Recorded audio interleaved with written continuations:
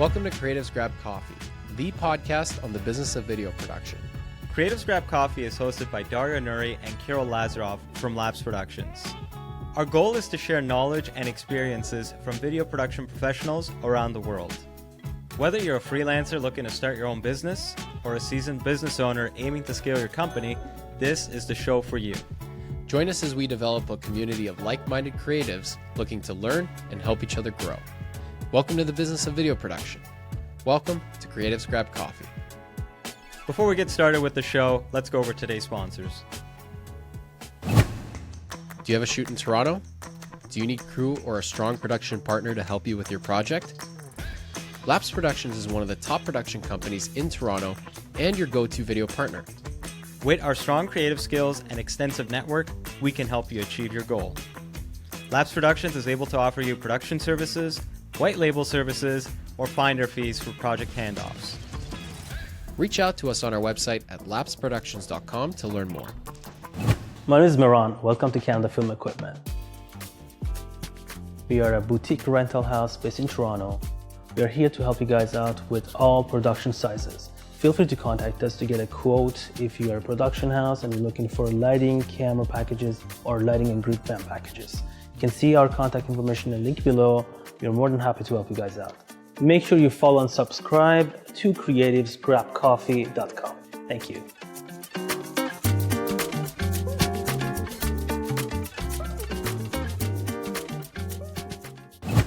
Hey, what's up, everybody? I'm Matt. Welcome to Audio Process. We are a boutique audio company doing location sound, sound design, post-sound, ADR, Foley. We service equipment. We do all your audio needs here in Toronto. We got you covered. Come on down, audioprocess.ca. Don't forget to like, follow, subscribe, and all of the other internet things to creativesgrabcoffee.com. They'll be waiting for you. I'll be waiting for you, and we're all going to have a real good time. And now, let's begin the show. Welcome everyone to Creatives Grab Coffee. Today we got our first guest from Mexico. We got Rodrigo from Republic24. Welcome, Rodrigo. Hi guys, thanks for having me.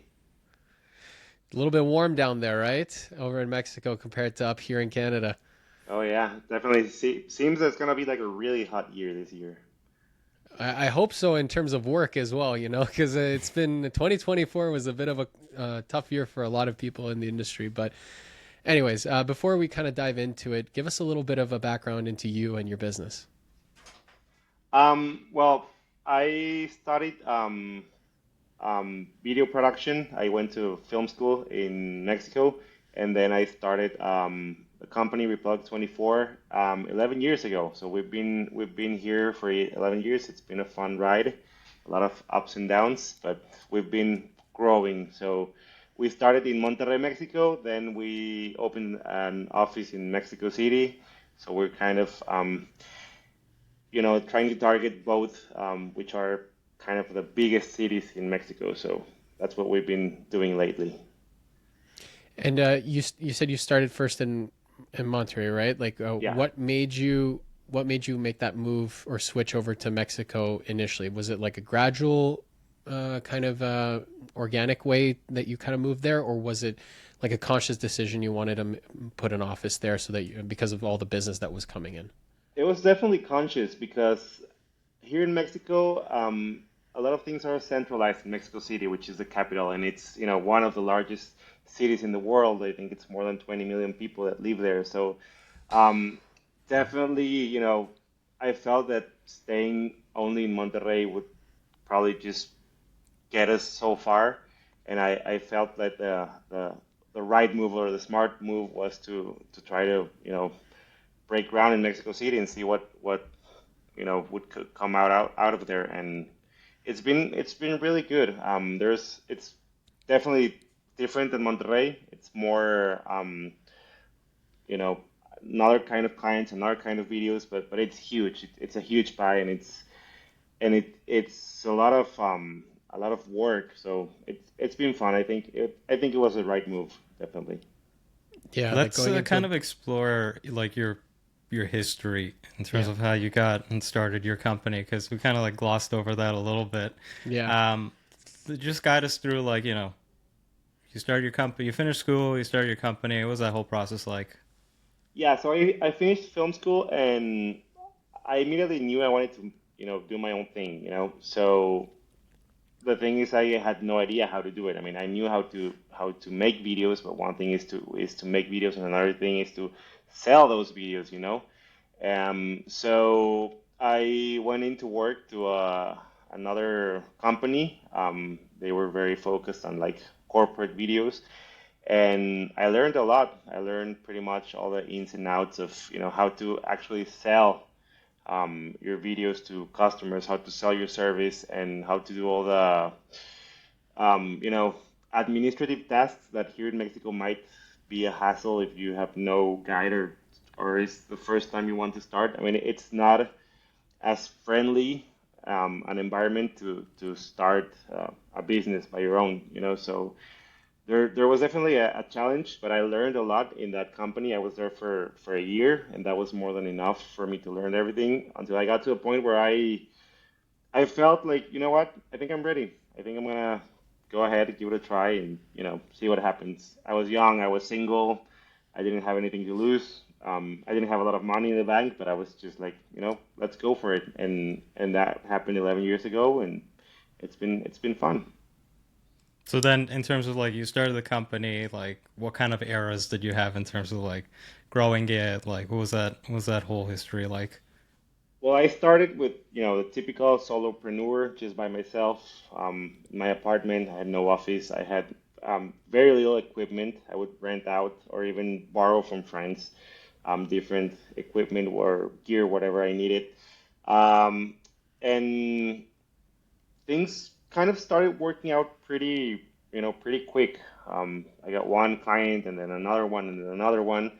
And after about a year or year and a half, I felt the need to actually, move to an actual office and hire someone. So I hired my first, employee, like probably a year or a year and a half after I started the company. And from there, we've been growing. We grew for like 6 years in Monterrey, and then we made the decision that, you know, if we went to Mexico City, we could expand our business, and that's what we did. Then came the pandemic. There was, I think for everyone, it was a big hit, but we were able to overcome it, and here we are, 11 years ago. Sorry, 11 years later. We're here. We have the office in Mexico City, and here in Monterrey, we've been growing as well and having a lot of new people and new projects. We've been also exploring new niches, like selling to American customers. That there's a lot of industry here in Mexico from American companies, so we would like we offer the services for them to, you know, we do all the shooting and then we send all the raw files and people back in the U.S., edit the whole thing. So that's what we've been focusing on in the last 2 or 3 years, and it's been good. And Yeah, then we'll in terms definitely of like your touch. first year, like you already got quite a few clients going right off the bat. Were you actively like doing a lot of sales for yourself? Yeah, what I did was, and it's been a core of the business since, it's Google Ads. That for me was the thing that really got me started. I had no idea how to do it, so I took an online course. I learned a lot, and the very few money I had, I decided to go all in on Google Ads. 'Cause I just felt that it was the right move to do. And back then, there was pretty much no one here in Mexico that was doing that. Google Ads specifically for video.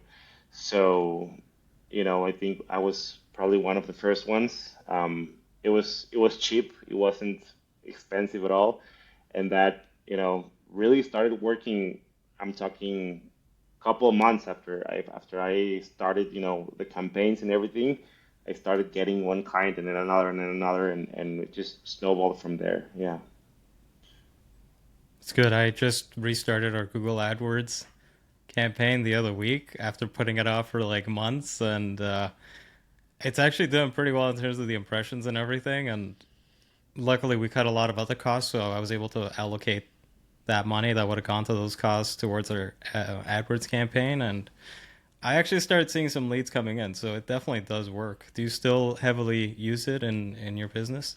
Oh yeah, we definitely rely on it since day one, and to this day, it's been like our main tool for sales, and it's much more different now than it was then. It's much more expensive now. There's a lot much more competition. The cost per click is way higher than it was back then. Also, the platform has changed a lot, but still, I mean, it definitely is the way we go, and we'll probably keep doing this for a long time. I don't know. It's a Yeah. lot easier to create the ads now, I noticed, because, they also have like some AI on the platform, which is not great. I had to change a lot of it, but luckily using something like ChatGPT like saves so much time in terms of like crafting the descriptions, the titles, and everything. I remember in the past when I first started, it took me like hours to like create stuff, and you look at it, you're like, this is not the best. I'm not a writer, right? but but now it got a lot easier. I was able to get it off the ground way faster compared to before. I definitely need to go through like a course to like really understand the ins and outs of it, but yeah, it's a lot better now. Do you do it all yourself, or do you have like a company that handles it for you? No, that's something that I've always done by myself. I don't know. I don't feel comfortable. I tried it. I tried doing it through another company, probably 6 or 7 years ago, and I didn't really like the result.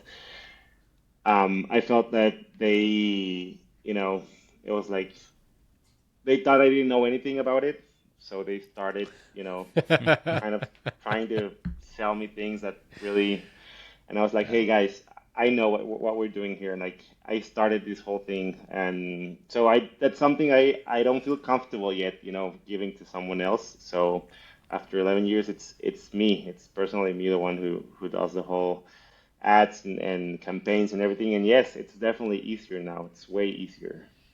Yeah, I feel like if you just like dedicate a bit of time to it, you can kind of figure it out. Because I feel like even if you do hand it off to a company, I feel like they'll just do like cookie cutter templates that they do to Yeah, all their other, like, I don't know, like whatever they do for dentists, they'll just swap yeah, out dental that's to just Basic put exactly what video. templates, happened. yeah. Yeah, And they'll yeah, just do that. And I was looking at it, I'm like, I could tell this is not like rocket science. I'm like, if I really like put my mind to it, I feel like I could figure it out pretty easily. I mean, it's already there. Like, I think in terms of just going from like amateur to just like a little bit more advanced, that step is not that difficult, yeah, I think. yeah. And also, no one knows your business better than you do, right? So it's kind of hard to give it to someone else and expect them to do it the way you think should be done because you know what you're selling. So that's that's why I think it's always best that, you know, maybe we all videographers don't have the time to do that, but at least to try to, be there and know what people are doing and make sure you're not just wasting your money, right? And you can Yeah, and I always mean, you could adjust it. set like a yeah. You You sorry, could go always ahead. adjust. You could always adjust it, and like by doing it yourself, you can understand what works, what doesn't work, and then you gain experience using it over time.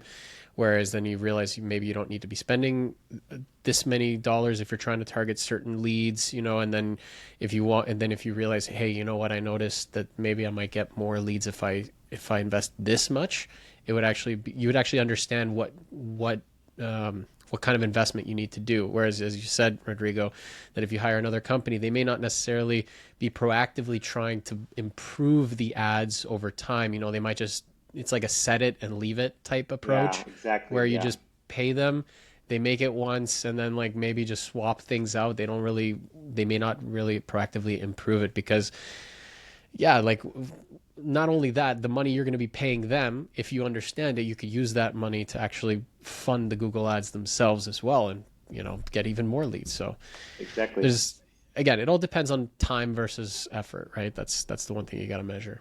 Yeah, definitely. Yeah. And we found out that for us it was way better to do it by ourselves. Yeah. You mentioned you were also trying to find niches currently, so do you want to expand on that a little bit? Yeah, we've always been very focused on the corporate side of things.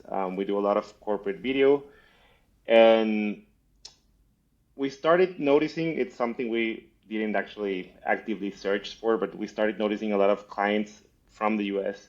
that needed video here in Mexico. So we decided to explore that, and we kind of did a whole business unit around that, you know. So we offer that service, you know, as an English speaking crew here in Mexico, that has, you know, high quality standards that are like aligned to a lot of what an American or a Canadian or a European customer would expect.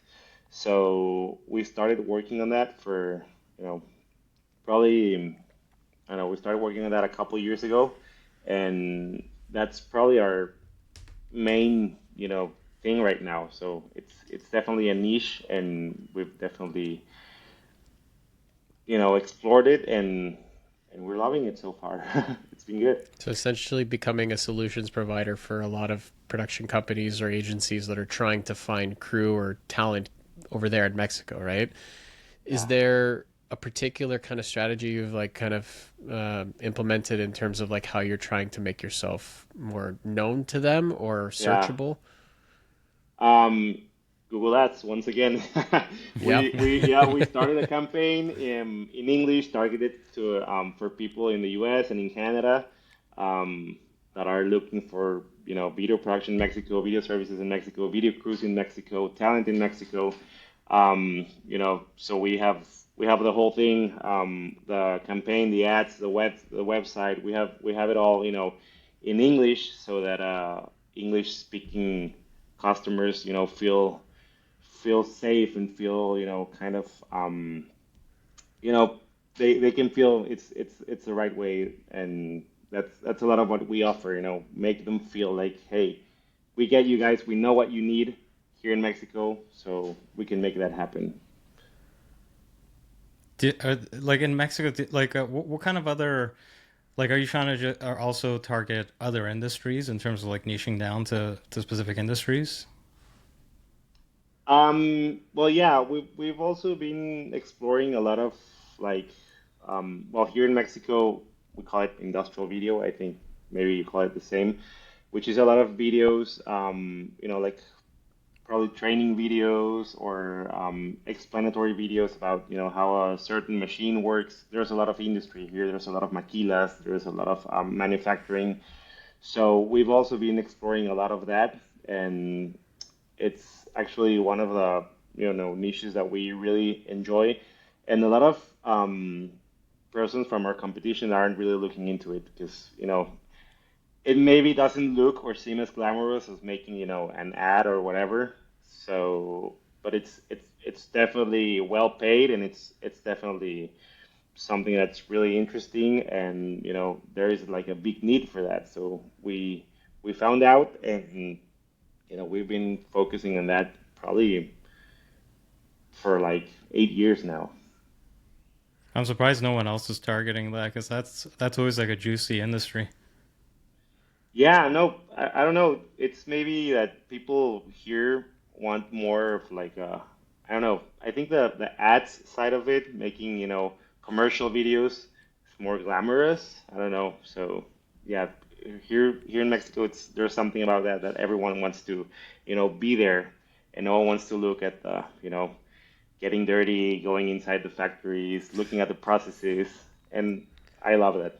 That's something I that love that I've stuff too. enjoyed. Yeah, Yeah. it's I awesome. love that it can be consistent. I love that it can be recurring revenue. You know, you do if you do one ad for a company, you might do one project for them in a once in a while, and that's it, right? Like when it comes to working with the industrial type projects, there's the chance to that they need a lot of different kinds of video content depending on what their process is and machinery and everything like that might be, you know. And it's funny that you mentioned everyone wants to do ads, everyone wants to do the Nike or the Adidas ad, you know. It's like what everyone jumping into the industry first says, like, I want to do an ad for Nike. It's like, great, you and 50,000 other people, right?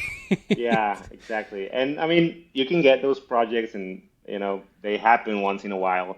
But as you said, like there's much more going on here, and it's always like constant training and constant processes and constant, you know, things happening in different areas inside a manufacturing plant. So yeah, it's definitely steady revenue, and it I think it's really good to be, you know, kind of trying to target that from the beginning. And you learn a lot as well. That's the other Yeah. benefit from it. Oh yeah. And you don't get bored because, one day you're, in an shooting, processes in the airport, and then you go in a coal mine, and then you go into a hospital, and then you go into a, manufacturing plant, and, all over. And it's really fun. You get to learn a lot of, processes and how things are done. Yeah. I want to go back to the ads for a second. You focus a lot on Google Ads. What about the other platforms like Meta and I guess just Meta for us? What about LinkedIn? Have you done LinkedIn, LinkedIn? maybe. Yeah. We've definitely explored those, but we, you know, we've found that Google Ads for us work best. I think that it has to do that we sell a lot of business to business, and I think that that usually happens in Google Ads. And whereas maybe, if you're a business selling to, customers or consumers, I don't know, if you sell hamburgers or whatever, you would probably advertise, through social media, right? So we've done advertising in social media, and we've done pretty much every platform. But for us, it hasn't worked out as well. So we even kind of have our social media accounts kind of forgotten. Like, we post every once in a while, but we don't really do any ads. We don't really put any paid stuff in there. Um, because again, Google Ads has worked for us so well, and we did try it, but it didn't work. So it's like we're just sticking to what we know has been working for all these years. What Yeah, about if it's not LinkedIn? broke, don't fix it. Yeah, exactly. Um, we haven't really explored LinkedIn as much. We've done the typical, as you said, Meta, like Facebook, Instagram. Um, we haven't also done any TikTok. I don't know, maybe we haven't, had the time to do it. And yeah, like as I said, since we feel like really comfortable, and we've seen all the results that we're getting from the ads, we've kind of tried to stick and stay there. Yeah. Yeah, I feel like in terms of like paid ads, Google's probably the best bet. Um, with Facebook, Instagram, TikTok, I think for our type of companies, it might not make the most sense unless you're targeting, I don't know, maybe some people in marketing that would be actively looking for production companies on those platforms. But I think that's such a small number, it might not make sense. Like, if you think about the customer journey, it always starts off on places like Google and LinkedIn. That's where I think it lives and breathes, right? So targeting Google makes a lot of sense. LinkedIn, I feel like it's so expensive to do like ads that I think the best shot at it is just doing organic content creation. So you're kind of like masking your ads to be like Yeah. posts, and then Yeah. Yeah. that's how you make it The work for yourself. the other thing is also, like, a lot of people in those spaces, they're looking for platforms that allow them to kind of find the specific search parameters. If they're looking for a video production company, if you type that in to Google, or video production company Mexico City, Yeah. they know what they're going to get when they search for that. Whereas, on LinkedIn, you can't just search a keyword and then it'll find you the list of companies. Sorry, did I say LinkedIn? I meant Instagram. Instagram, you can't just put like video production Mexico City and then it's going to find you a list of all the companies necessarily.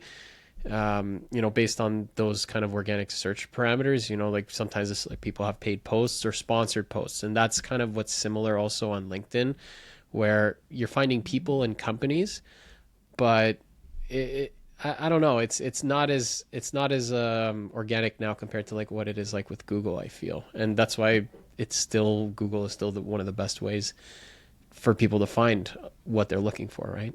Yeah, definitely. And also, like, I don't know how it is in the US and in Canada, but here in Mexico, LinkedIn it's weird.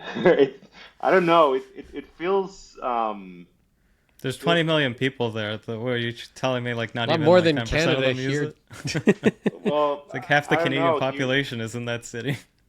yeah, yeah, yeah. But LinkedIn, it feels like there's a lot of recruiting. There's a lot of sales of like business solutions, and I don't know. I think here in Mexico, people don't use it as a tool to actually network, genuinely network with other professionals, you know? So that's why I was thinking, like, I think it's weird. I don't know if it's that way in the US or not, but here in Mexico, I think people haven't, gotten a clear idea of how to actually use the tool for, to take an advantage of it. Interesting. Yeah, Yeah. no, here people use it for, I would say both. Like, it's a lot of knowledge sharing. Like, Yeah. I can see like an effort for people trying to be more genuine on it compared to before. Okay. Before it was a lot of like, patting everyone on their back and Yeah, yeah. participation trophy vibes, but now it feels like more people are trying to like give their opinion and whatnot. This is the Yeah. Facebook generation that graduated into the workforce and now uses LinkedIn as the new Facebook as it used to be. Wow. That's how I see LinkedIn now. It's like because a lot of what I see It's now still very is shiny and positive. It's not it 100% is it genuine, is but Yeah. that's what I'm saying. It's like it reminds me of like when we were in university at the like back in 2011 to 2015. Everyone who was like on Facebook like pushing a lot of stuff back then, and then it just kind of naturally progressed over to LinkedIn, and then that's kind of like the same generation, but it's like the same kind of content, a little bit of like what people were posting then, and people are trying to be more personable now on LinkedIn, and not and kind of like sharing experiences and stories and things like that. But it's still interesting to see, as Dario put it. Yeah. And like I can't relate to that because here in Mexico, I don't think people use it that way. So that's why I think it's weird. I don't know. It feels weird here. I don't know how to Yeah, explain it. maybe it just hasn't caught that up makes in terms sense. of like what it could be used for. Like I mean, LinkedIn was initially just meant to be like a platform for people to showcase their resume, for Yeah, recruiters to find people, and that's initially what the main purpose of LinkedIn is. And then that's probably how it's seen in Mexico. It's like it's a recruitment platform. That's it. It's not a social media juggernaut like how yeah, other platforms are. So that's probably why it hasn't changed there yet. exactly. It hasn't evolved as much here. Yeah. Interesting. I want to go back a little bit more. I guess we talked about this during your pre-interview. Like you said that when you started your company, you didn't want to take on any debts or anything. Um, I kind of want to explore that a little bit because, like you kind of like hand built the company yourself, like never took out any loans or anything. Do you want to tell us a little bit about why you decided to go that route? I mean, a lot of us tend to do that, but you like strictly stayed away from like going into debt to kind of try to build, right? So do you want to tell us why? Yeah. Um, I don't know. I think I didn't feel comfortable like, you know, probably taking loans out from the very beginning. I thought that I wanted maybe to prove myself that I could do it, start something from the ground up by myself and then see what happens. And as the business has been growing, I haven't had the need to do that. And that is something that I think is is really healthy. It gives us healthy finances. There's no pressure of, hey, we have to make this payment. With the bank or whatever. So it's something that just has been working for us, and also, as I said, everything has been growing like really organically. So I think we've been, managing finances the right way, and we feel really comfortable doing that. And when we started our office in Mexico City, we didn't start it right away because we wanted to make sure finances were right. So we kind of try to go slow when it comes to money.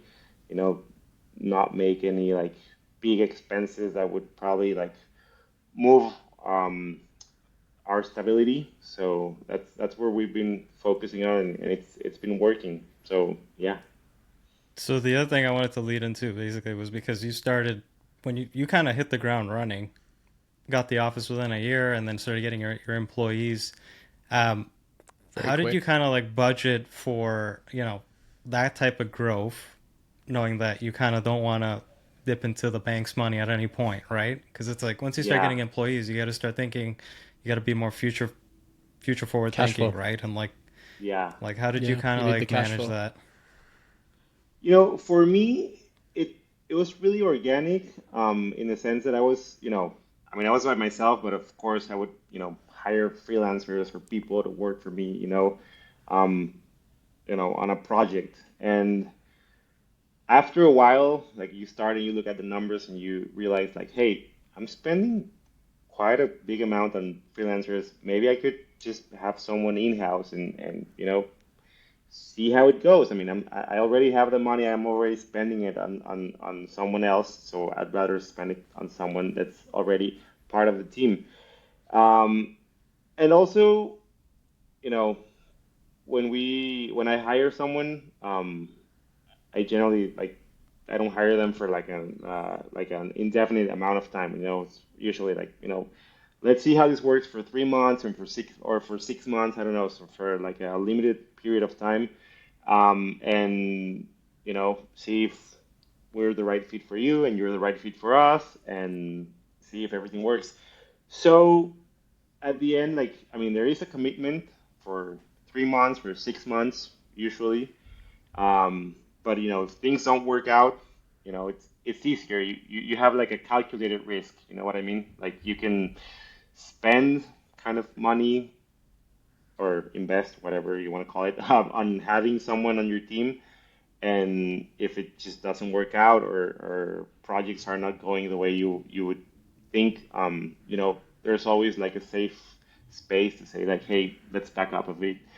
But fortunately, it hasn't been the case for us. I mean, except the pandemic where we definitely, had to shrink.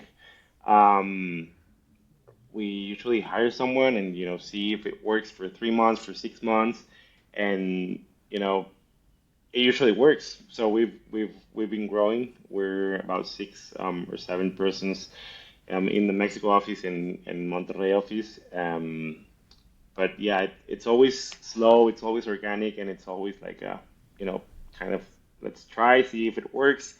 If it works, good. I mean, if it doesn't work, well, it just didn't work. And yeah, It's smart business, your approach, because you're, as you mentioned, like you're seeing the numbers coming through, you're understanding that you're making a business decision where you notice like, hey, instead of freelancers, we bring in people full time, and that way you can actually grow with them. But I like how you touched upon how you can also do just like contract basis and plan things out with people for a certain period of time, because I've heard of some companies doing that here as well, where they're employees but they're not like an employee that you're going to keep for 2 3 years or anything like that. It's with a very specific set of time, and I guess that might become more common because then you're also planning for because you could plan your expenses based on that person a little bit more calculated than just hiring someone for a single day. It's like, hey, we're going to bring you on for X number of shoots over the next 6 months. These are your hours. This is what we're time commitment. And then you could actually plan the cost at that point. And like you said, it's not like you're going to be committed right at the end of it. So it's kind of like a in between of a freelancer and a full time employee, right? yeah, it usually starts that way, Okay. because that's how we feel safe. Yeah. But to be honest, yeah, but to be honest, they usually do end up staying. I mean, it's not like we Nice. usually, hire someone for 6 months and then, like, okay, it's over. So it's kind of like like a safe net for us to do that, but it's always, with the focus of I want you to stay, and hopefully you want to stay as well. And so far, except a couple times and during the pandemic and stuff like that, it has worked. So people that come in for 3 or 6 months end up staying for you know way longer periods of time. Yeah. This What might was be the a stupid first? question, but I'm curious. Like, how do you budget for that? So if you get like a Yeah. 3 month contract, there, are you just saying like, okay, I'm gonna hire this guy for 3 months. Let me have that 3 months already secured now, so I don't have to worry about it. Is that how you did it? Yeah, that's definitely how we do it. Yeah. So it's, I call it a calculated risk. Like Yeah. you're risking at the end, nothing is sure, but like what's the worst thing that could happen? Well, things don't work out. Maybe you lost some money, but it's money that you kind of already have there and you're willing to take the risk. So that's why I say we've been growing like organically on that way. Got it. Yeah. And in terms of like the employees, you said you had like 6 or 7. Like, what was the first like 1 or 2 key roles that you hired for to kind of help alleviate things for you in the business? Video editing. Video editing is Classic. definitely very time consuming. Yeah. So So just editor, that's or was there any, what was like the next role that you found was very helpful in the business? yeah, video editor, and then was this girl Brenda who's still with us. She does a lot of sales as well. Helps with like administrative tasks. So that was probably like the second, I think, role that we hired. And after that, it's been pretty much manpower for shoots and video editing, post production, that kind of thing. But yeah, she's been like really helpful to the team. She's someone that came here from, I don't know, when we had like probably 3 years, a little bit less, that I started the company, and she's been here all along. And that's like, hey, I got all the administrative tasks with her, and she also helps me with some sales stuff. So I kind of got that covered. So that has also helped me. So it's also a matter of having the right people in the right places at the right time. To go from a one man show to like having a team of 6 to 7 employees, like what are some of the things that you learned along the way that you might want to tell your younger self? Um, I would say that thinking of your employees first. A lot of people think that the client goes first. I learned that if the employee is happy, probably the client will be happy as well. So that's something that I've really tried to encourage since I hired the first person. And I think what we have here, it's something like that. It's very beautiful. It's very nice. There is a good sense of friendship between one another. Like every person that comes into this team feels that they're coming into a place of light and of happiness, especially in an area like video production that can be really tough.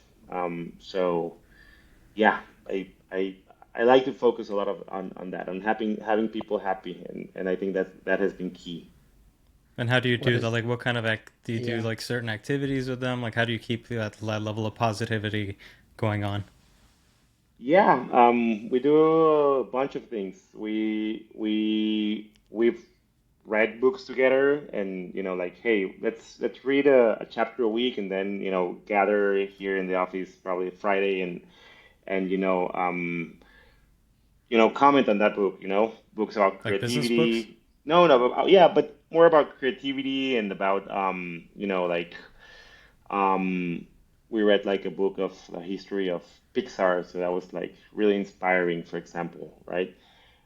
We do also a lot of, we try to eat lunch all together when we can do that. When we're all at the office, we try to eat lunch together. We try to go out for drinks on Friday. There's something here in Mexico that's called Viernes Chilango, which is like you take half of your Friday off and, go with the people in the office and just have a good time, have some food, have some drinks. Instead of closing the office at 5 or 6, you probably close the office at 1 or 2. And we try to do a lot of that stuff, and it's really fun. We enjoy it, and yeah, it's one of the things we all look forward like through the week. Like, hey, it's almost Friday. It's almost Viernes Chilango, so let's do that. It's I fun. think I'm gonna copy that one for us. That's a Yeah. good one. It even got me like brainstorming ideas on like maybe not just books, but even like you can like have like everyone like find like a short film that they really like that week, and then have like a little viewing party with everyone and just be like, hey, like, so what did you think of this one? What did you think of that one? What can we learn or bring to our business from this even, right? Like there's so Yeah. many ways you can do that when you think about it. Yeah. Yeah. And I mean, you don't have to spend a lot of money to do that. You just Yeah. have to be willing to do it, maybe take some time, I know it's probably better if it would probably be very good for the business if we work Friday, the whole day. But I also think it's healthy to, probably take some time and, go out and invest in these people that are, pretty much giving half of their day or even more to you, to your business, right? So it's a Yeah, way you'll get also more. of honoring them.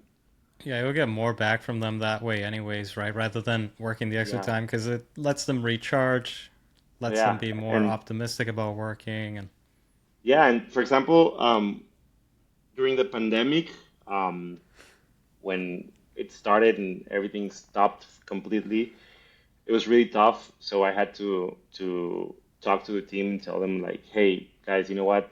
We'll probably have to pause for, I don't know, a couple months till we figure this whole thing out because it's been really tough for everyone, and I'm really sorry. Like I really want this to work, but it's been really hard. And the response, pretty much made me cry because they were like, "Hey, you've been there for us, when we've needed you. So now we're here for you. So whatever you need, we're here for you." Like, and of course, I didn't ask them to work for free or anything, but I felt like their support during the time that was so hard and a conversation that I was like really afraid of having, and the output was really really something beautiful. that's incredible. Like, were you able Yeah. to bring back most of them? Oh yeah, definitely. I mean, we took like a 2 or 3 month break, and then we were all back in the office. It's Oh, good that's not. loyalty. Yeah, that's not bad. Yeah. Yeah, Yeah. we were closed up way longer. Like, how was it down in Mexico? It was definitely tough at first when people stopped everything, but then something happened that people realized the importance of video. It was like, okay, we can't do anything. We have to go digital. We have to go virtual.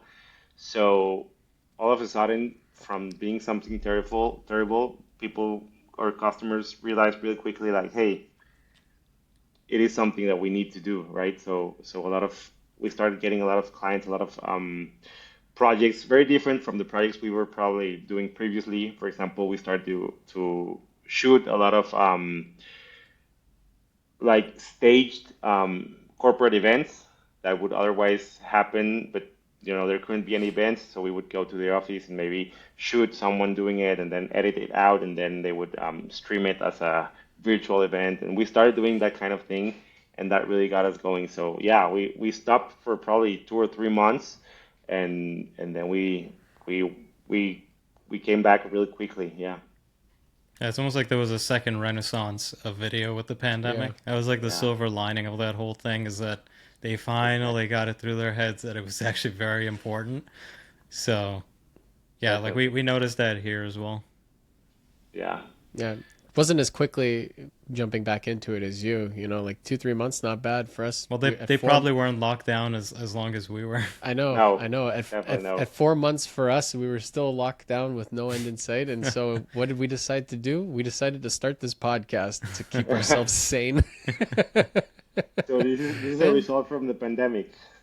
yeah, Yeah. yeah. To be honest, like if it wasn't for it, like we probably would never have done something like this, or at least thought of Cool. it. Yeah. Yeah. Yeah.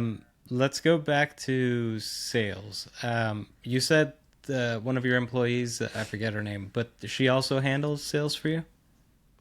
Well, she helps me with like follow up to clients and you know, um, a lot of you know, maybe sometimes she helps me visit them. Well, we after pandemic we don't visit clients anymore. It's all Yeah. virtual calls and everything. But before Yeah. pandemic, we used to go to their offices or their plant or whatever. So yeah, she helps me with that, and that really helps me to have more free time to focus on other stuff, not stay like really operational. Do you still do like well, you mentioned you do a lot of Google AdWords, like do you do any like cold calls or I don't know, any outbound? No, no, no.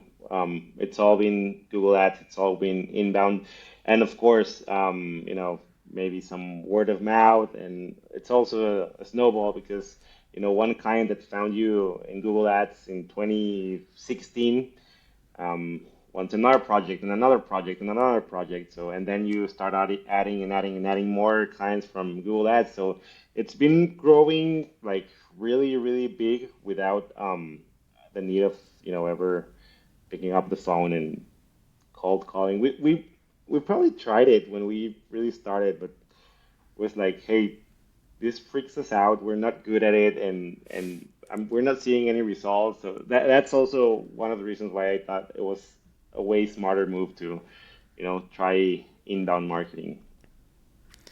Do you like, is it in the back of your mind that you should maybe like diversify a little bit? Like, I mean, it's great that it's working out so well for you for so many years, but do you ever think like, maybe Google might change an algorithm and Yeah, I mean,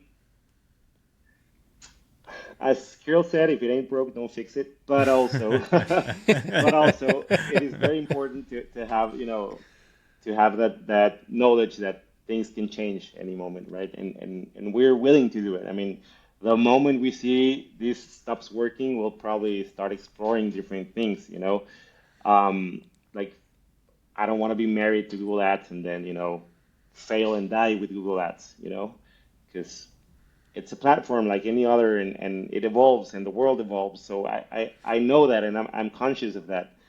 But as long as it's working for us, we're still there. Is there, and maybe not necessarily also just with drumming up new business with new leads necessarily, but do you do anything to kind of engage your current or past clients in some way? Like one thing I'm trying to kind of incorporate now is to reconnect with some people that we've worked with in the past, that, sometimes people move on to different companies in different roles. They may not necessarily be handling video anymore in one company, but they're doing something else at another.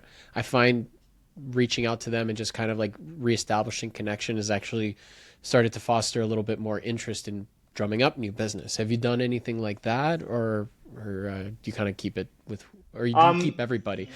No, no, we've definitely tried.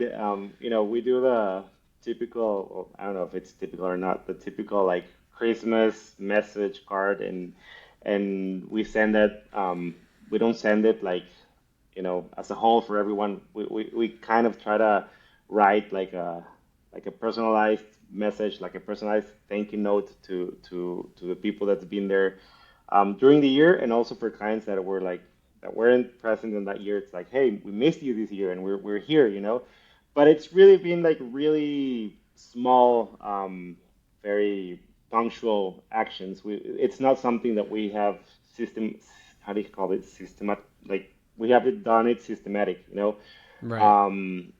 But I know it's definitely something that we should do more, and like we're definitely conscious that it's way cheaper to keep a client than to get a new one. So like we know that, and clients do keep coming back, but I don't know, maybe if we do that, clients that have already passed maybe could remember us more, or I don't know. It's something we should explore more, definitely.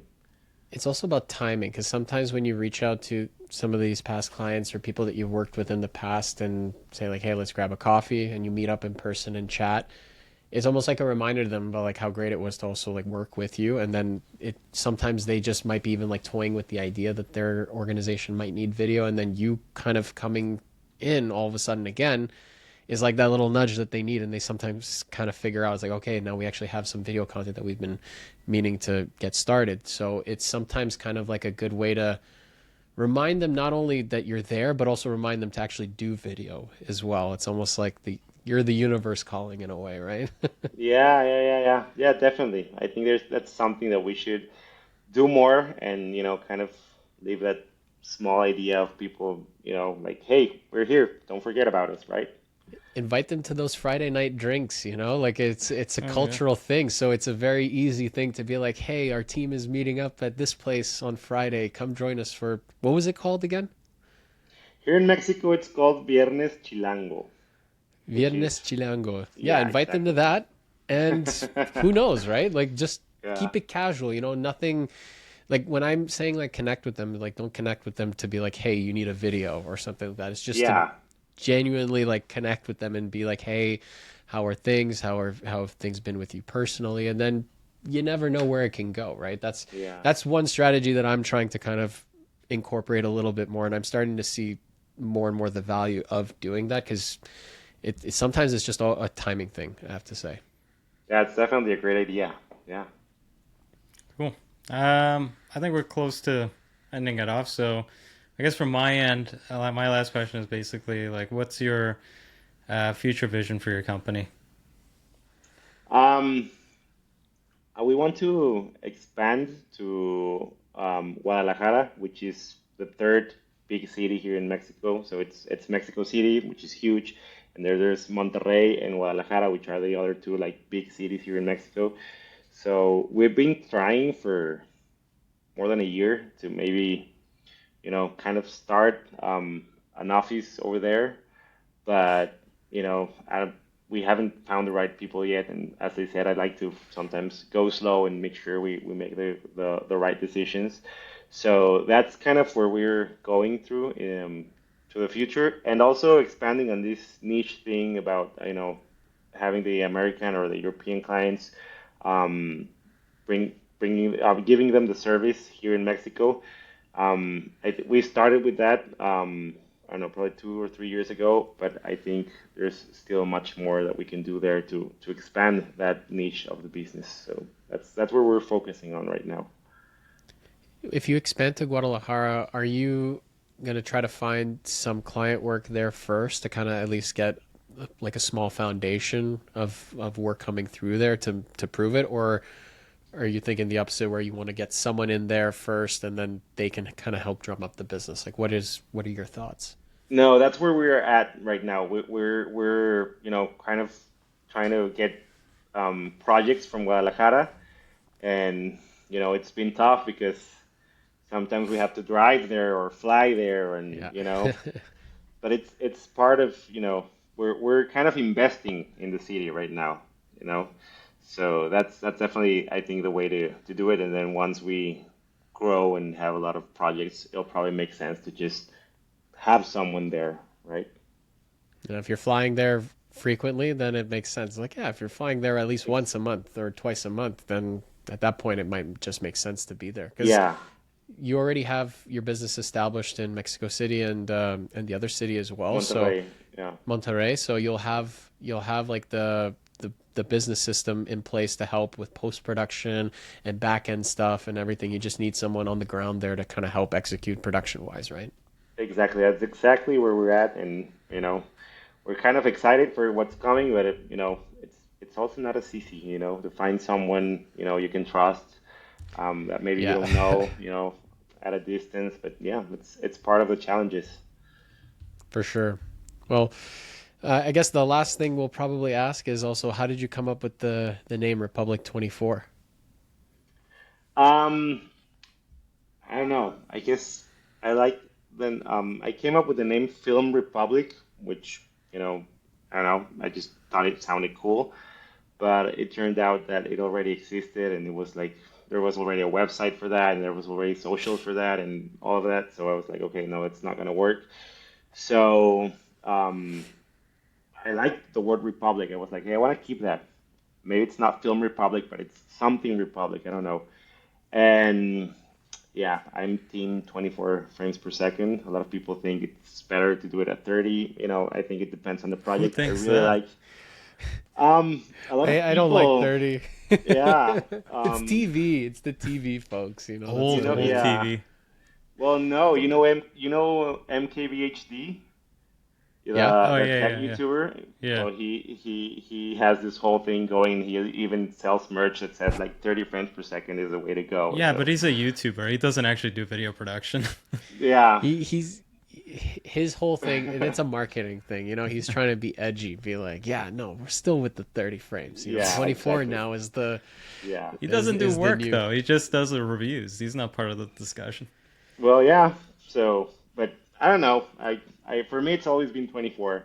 So that's where it came. That's where that came from. So it's Republic 24. Nice. Nice. I like it. Yeah. And where can people find you? So our website is republic24.net. We also have a website called videoinmexico.com, which is for the American and European and Canadian clients that are trying to do something here.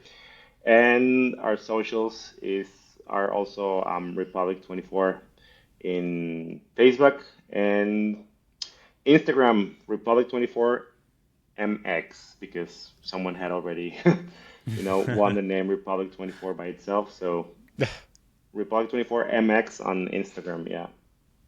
Nice. Okay, awesome. Well, thanks, Rodrigo, for joining us on the show. It was great chatting with you. Thank you for having me, guys. It's been really fun.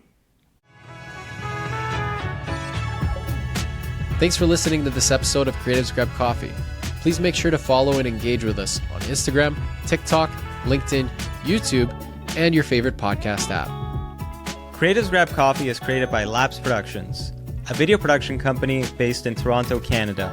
Creatives Grab Coffee is also sponsored by... My name is Miran. Welcome to Canada Film Equipment. We are a boutique rental house based in Toronto. We are here to help you guys out with all production sizes. Feel free to contact us to get a quote if you are a production house and you're looking for lighting, camera packages, or lighting and group fan packages. You can see our contact information in the link below. We are more than happy to help you guys out. Make sure you follow and subscribe to creativesgrabcoffee.com. Thank you.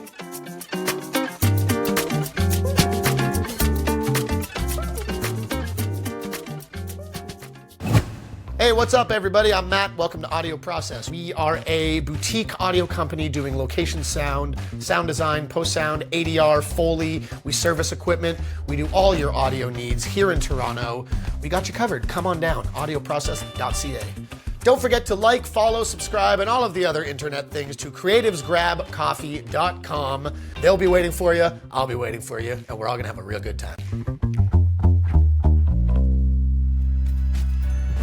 Thanks for listening, and we'll see you on the next one.